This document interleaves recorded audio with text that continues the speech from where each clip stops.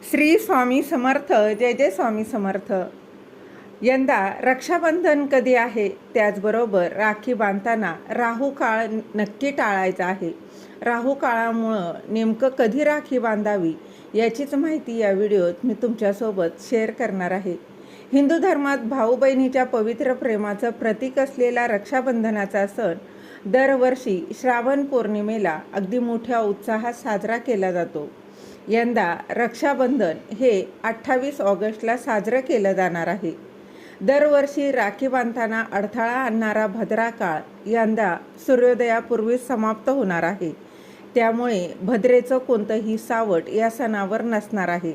मात्र भद्रा नसली तरी पूजेच्या वेळेत राहू काळ हा अशुभ काळ येत असल्यामुळं या काळात राखी बांधणं टाळणं अत्यंत गरजेचं आहे.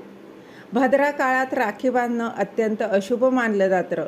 मात्र 28 ऑगस्ट रोजी रक्षाबंधनाचा सण साजरा करताना भद्रा काळ हा सूर्योदयापूर्वीच संपलेला असेल, ज्यामुळे संपूर्ण सकाळची वेळ ही पूजेसाठी मोकळी मिळणार आहे. या दिवशी सकाळी 10:46 ते दुपारी 12:22 या वेळेत राहू काळ असणार आहे.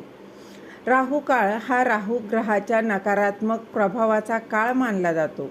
या काळात कोणतंही शुभ कार्य किंवा राखी बांधण्याचा विधी अजिबात करू नये. यामुळे कामात अडथळे येऊ शकतात. रक्षाबंधनाचा सण दरवर्षी बघा आपण श्रावण पौर्णिमेला साजरा करत असतो.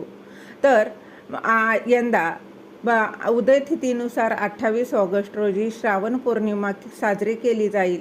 सकाळी 5:57 ते सकाळी 9:48 राखी बांधण्यासाठी सर्वात उत्तम आणि पवित्र मुहूर्त आहे. जर सकाळी 9:48 राखी बांधणं शक्य झालं नाही तर राहू काळ संपल्यानंतर दुपारी 12:23 किंवा संध्याकाळी शुभ मुहूर्तावर राखी बांधता येणार आहे. श्री स्वामी समर्थ. जय जय स्वामी समर्थ.